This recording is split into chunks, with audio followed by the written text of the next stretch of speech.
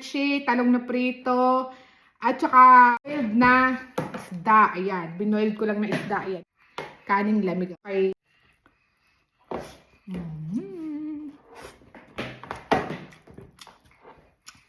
Ang sarap ng isda. At ako ay naglilihi sa talong, kaya ako ay nagprito ng talong. Isang araw pa ako naglilihi sa talong. Na. Talong. Gusto ko din yan.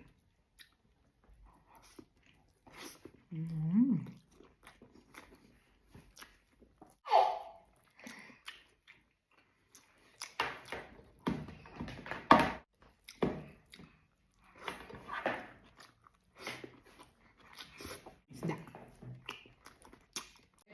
Tsaka apritada.